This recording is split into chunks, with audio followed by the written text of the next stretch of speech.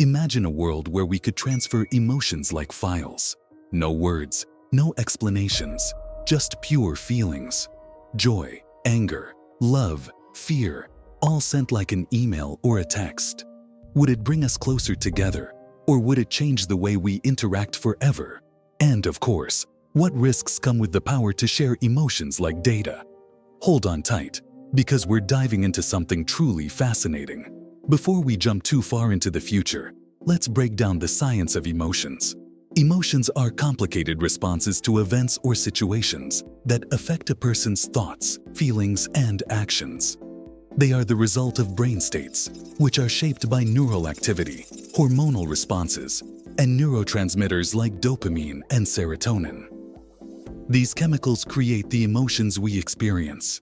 Now imagine a world where advancements in neuroscience and brain-computer interfaces allow us to record, interpret, and share those brain states. Just like you'd share a file, we could one day capture the raw data of emotional experiences and send them directly to another person's mind. Now, imagine how emotion transfer would change the way we connect with people.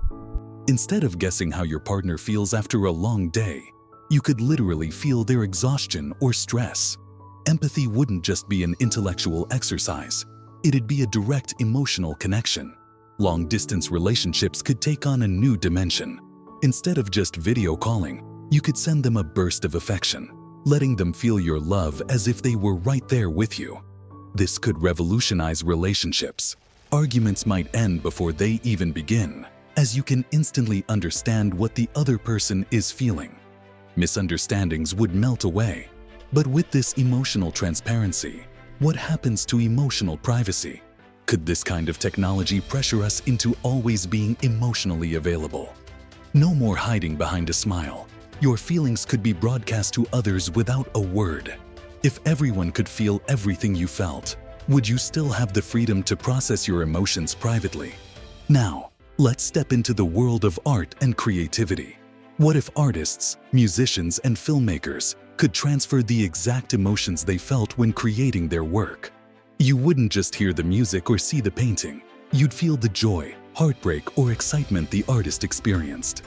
Imagine attending a concert, but instead of just listening, the artist sends waves of emotion directly to your brain, making you feel exactly what they felt while composing that song. Or a filmmaker could immerse you in the emotional journey of their characters, not just visually, but emotionally. This would create entirely new forms of immersive experiences, where emotions become a canvas and the audience feels every brushstroke. But with great power comes great responsibility. If emotions can be shared, they can also be manipulated, or hacked, or even stolen. Someone could flood you with fear, anger, or guilt for their own gain. Political leaders or companies could send emotions straight into people's minds, changing what they think or how they act. We might see the rise of emotional cybercrime, with hackers attempting to steal or ransom people's most precious emotional memories. We already live in an age where our personal data is bought and sold.